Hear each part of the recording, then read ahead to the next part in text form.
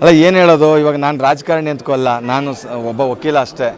Bengaluru advocate ಅಸೋಸಿಯೇಷನ್ಲೇನೋ ವಕೀಲರೆಲ್ಲ ಸೇರಿ ನಮಗೊಂದು ಶಕ್ತಿ ತುಂಬಕ್ಕೆ ನಮ್ಮನ್ನು ಗೆಲ್ಲಿಸಿದ್ದಾರೆ. ನೋಡಿ ನನ್ನ ಸ್ನೇಹಿತ ಮುನಿಯಪ್ಪ ಸಿ ಆರ್ ಗೌಡ ಅಂತ ಅವರು ಕೂಡ ಗೆದ್ದಿದ್ದಾರೆ. ಅರವಿಂದ್ ಕಾಮತ್ ವಕೀಲರು ಎಲ್ಲ ಇಲ್ಲಿ ಬಂದಿರೋರು ಮ್ಯಾಕ್ಸಿಮಮ್ ಜನ ವಕೀಲರಿದ್ದಾರೆ. ಸೊ ಇನ್ನೇನಿದೆ, ನಮಗೆ ವಕೀಲರಾಗಿ ನಮ್ಗೆ ಇಷ್ಟು ಪ್ರೀತಿ ಸಿಕ್ಕಿರೋ ನಮ್ಮ ಪುಣ್ಯ ಅಂತ ಅನ್ಕೊಬೇಕಷ್ಟೇ. ಇದು ನನಗೆ ಸರ್ಪ್ರೈಸ್ ಆ್ಯಕ್ಚುಲಿ. ಇದು ನಾನು ಮಾಡ್ಕೊಂಡಿದ್ದಲ್ಲ. ನಾವು ಆಫೀಸಲ್ಲಿದ್ದೆ, ನಾನು ಬಂದಾಗ ನಮ್ಮ ಮನೆ ಹತ್ರ ಎಲ್ಲ ನನ್ನ ಫ್ರೆಂಡ್ಸು, ನಮ್ಮ ಹುಡುಗರು, ನಮ್ಮನ್ನು ಪ್ರೀತಿಸೋಂಥ ನನ್ನ ಬ್ರದರ್ಸ್ ಅವರು ಎಲ್ಲ ಸೇರಿ ಅವ್ರು ಮಾಡಿರೋದು. ನಾನು ಮಾಡಿರೋದಲ್ಲ. ಅಫ್ಕೋರ್ಸ್ ಇದು ಜನ್ಮದಲ್ಲಿ ಪ್ರೀತಿ ಪಡೆಯೋದು ಮನುಷ್ಯ. ಅಲ್ಟಿಮೇಟ್ಲಿ ಪ್ರೀತಿ is everything, love is everything. ಅಂಥದ್ದು ಇದು ಸಿಕ್ಕಿರೋದು ನಮ್ಮ ಪುಣ್ಯ ಅಂತ ನಾನು ಅಂದ್ಕೊಳ್ತೀನಿ. ಇಷ್ಟು ಜನ ಪ್ರೀತಿ ತೋರಿಸೋದು ನಮ್ಮ ಪುಣ್ಯ. ಯಾಕಂದರೆ ಸೆಲೆಬ್ರಿಟೀಸ್ಗಳಿಗೇ ಸಿಗೋದು ಜಾಸ್ತಿ. ಯಾವಾಗಲೂ ಸೆಲೆಬ್ರಿಟೀಸ್ಗೆ ಫ್ಯಾನ್ಸ್ ಬರೋದು. ಸಾಮಾನ್ಯವಾಗಿ ವಕೀಲರುಗಳಿಗೆ, ಈ ಪೊಲೀಸ್ನವ್ರುಗಳಿಗೆ, ಇಂಥವ್ರಿಗೆ ಬರಲ್ಲ. ಇನ್ನು ರಾಜಕಾರಣಿಗಳಿಗೆ ದುಡ್ಡು ಕೊಟ್ಟರೆ ಬರ್ತಾರೆ, ಆಯಿತಾ, ಅಥವಾ ಏನೋ ಅವರಿಂದ ಸ್ವಾರ್ಥಕ್ಕೋಸ್ಕರ ಬರ್ತಾರೆ. ನನ್ನಿಂದ ಏನು ಸಿಗುತ್ತೆ, ಮ್ಯಾಕ್ಸಿಮಮ್ ಕೇಸ್ ಕೊಟ್ಟರೆ ದುಡ್ಡು ಕೊಡಬೇಕು, ಆಯಿತಾ. ವಾಪಸ್ ರಿಟರ್ನ್ ನಾವೇನು ದುಡ್ಡು ತೊಗೊತೀವಿ, ಕೆಲಸ ಮಾಡ್ತೀವಿ. ಅಫ್ಕೋರ್ಸ್ ಹೆಲ್ಪ್ ಮಾಡೋ ಕಡೆ ನಾವು ಹೆಲ್ಪು ಮಾಡ್ತೀವಿ. ಲಾಯರ್ಸು ನಾಟ್ ಓನ್ಲಿ ದುಡ್ಡು ತೊಗೊಂಡು ಕೆಲಸ ಮಾಡಲ್ಲ. ಎಷ್ಟೋ ಜನಕ್ಕೆ ಇವತ್ತು ಸಮಾಜದಲ್ಲಿ ಇವತ್ತೇನೋ ಅಲ್ಪ ಸ್ವಲ್ಪ ನ್ಯಾಯ ಉಳಿದಿದೆ ಅಂದರೆ ಅದು ಜುಡಿಷರಿಯಿಂದ, ಲಾಯರ್ಸ್ಗಳಿಂದ. ಯಾಕಂದರೆ ಈ ದೇಶ ಕರಪ್ಷನಲ್ಲಿ ತುಂಬೋಗಿದೆ. ಪೊಲಿಟಿಷಿಯನ್ಸಿಂದ ಹಿಡಿದು ಎಲ್ಲರೂ, ರಾಜಕಾರಣಿಗಳು, ಅಧಿಕಾರಿಗಳು, ಅಂಥದ್ರಲ್ಲಿ ಲಾಯರ್ಗಳಿಂದ. ಒಬ್ಬ ಲಾಯರಾಗಿ ನನಗೆ ಇಷ್ಟೊಂದು ಜನ ಪ್ರೀತಿ ತೋರಿಸ್ತಾರೆ ಅಂದರೆ ರಿಯಲಿ ನನಗೆ ನನ್ನ ಜನ್ಮ ಪಾವನ ಅನ್ಕೊಬೋದಷ್ಟೇ.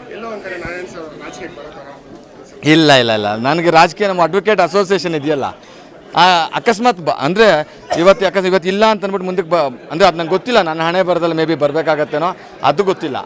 ಬಟ್ ಖಂಡಿತ ನನ್ನ ಮನಸ್ಸಲ್ಲಿ ಆ ಪ್ಲ್ಯಾನ್ಸ್ ಇಲ್ಲ, ಖಂಡಿತ ಇಲ್ಲ.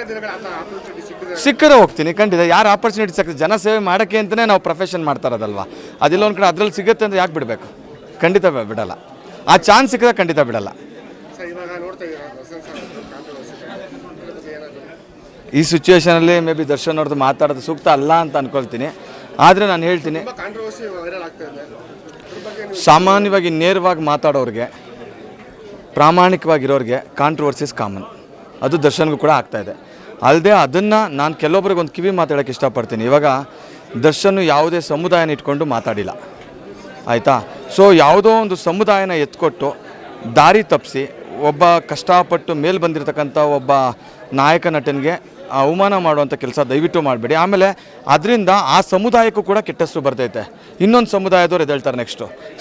ಸಮುದಾಯಗಳ ನಡುವೆ ಬೆಂಕಿ ಇಕ್ಕೋ ಕೆಲಸ ಯಾರೂ ಮಾಡಬಾರ್ದು. ಆಮೇಲೆ ಅವ್ರು ಎಲ್ಲೂ ಸಮುದಾಯಕ್ಕೆ ಮಾತಾಡಿಲ್ಲ, ವೈಯಕ್ತಿಕವಾಗಿ ಯಾರೋ ಒಬ್ಬರು ನಿಂದನೆ ಮಾಡ್ತಾರೆ, ಅವರು ವೈಯಕ್ತಿಕವಾಗಿ ಹೇಳ್ತಾರೆ, ಉತ್ತರ ಕೊಡ್ತಾರೆ, ಅಷ್ಟೇ ಆಗಿರೋದು. ಯಾಕಂದರೆ ಒಬ್ಬ ಲಾಯರಾಗಿ ನಾನೇನು ಅವ್ರ ಫೇವರು ಇವ್ರ ಫೇವರು ಅಂತಲ್ಲ. ಯಾರಾಗಲಿ ನಿಮ್ಮ ವೈಯಕ್ತಿಕ, ಹಾಗಾದರೆ ನಾನು ಒಕ್ಕಲಿಗ, ನಾನು ಗೌಡ. ಈಗ ಎಷ್ಟೋ ಸಮಸ್ಯೆಗಳು ವೈಯಕ್ತಿಕವಾಗಿ ನಮಗಾಗತ್ತೆ. ಆಗಿದ ತಕ್ಷಣ ನಮ್ಮ ಪರವಾಗಿ ನಮ್ಮ ಸಮುದಾಯದವರೆಲ್ಲ ಎದ್ದುಬಿಟ್ಟು ನಮ್ಮ ಪರವಾಗಿ ನಿಂತ್ಕೊಂಡು ಹೋರಾಟಗಳು ಮಾಡೋರಾ? ಇಲ್ಲ ತಾನೇ. ಸೊ ನಾವು ಹೇಳೋದೇನಂತ ಅವ್ರಿಗೊಂದು ಕಿವಿ ಮಾತು, ಸಮುದಾಯ ಅನ್ನೋದು ಸಮುದಾಯದ ಜನರಿಗೆ ಒಳಿತು ಮಾಡೋಕ್ಕಿರಬೇಕು, ರಾಜಕಾರಣ ಮಾಡೋಕ್ಕಲ್ಲ. ಜಾತಿ ಅನ್ನೋದು ಯಾವತ್ತು ರಾಜಕಾರಣ ಮಾಡುವಂಥ ಒಂದು ಅಸ್ತ್ರ ಆಗ್ಬಿಟ್ಟಿದೆ, ಅದು ಆಗಬಾರ್ದು. ಆಮೇಲೆ ಸಮುದಾಯ ನೋಡಿ, ನಮ್ಮ ಒಕ್ಕಲಿಗರ ಸಂಘ ಇರ್ಬೋದು, ಎಲ್ಲ ಎಷ್ಟೆಲ್ಲ ದೊಡ್ಡ ಮಟ್ಟಿಗಿತ್ತು. ಇವತ್ತು ಅದನ್ನು ಕೆಳಮಟ್ಟಿಗೆ ತರಬೇಡಿ. ಯಾಕಂದರೆ ಅದನ್ನು ತುಂಬ ಜನಗಳಿಗೆ ಸರ್ವಿಸ್ ಮಾಡೋದಕ್ಕೆ ಅಂತ ಇರೋದು, ಯಾರೋ ಒಬ್ಬರು ವೈಯಕ್ತಿಕ ಹಿತಾಸಕ್ತಿ ಕಾಪಾಡೋಕ್ಕಲ್ಲ. ಹಂಗನ್ಬಿಟ್ಟು ನಾನು ದರ್ಶನ್ ಅವ್ರಿಗೆ ಇದು ಅವ್ರು ಮಾಡಿರೋದು ಸರಿ, ಇವ್ರು ಮಾಡಿರೋದು ಸರಿ ಆ ಥರ ಅಲ್ಲ.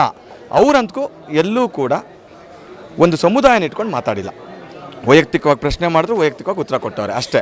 ಈಗ ನಾವು ಪ್ರಶ್ನೆ ಮಾಡಿದ್ರು, ಉತ್ತರ ಕೊಟ್ಟವ್ರಿಗೆ ಬಿಟ್ಟಿದ್ದು. Thank you.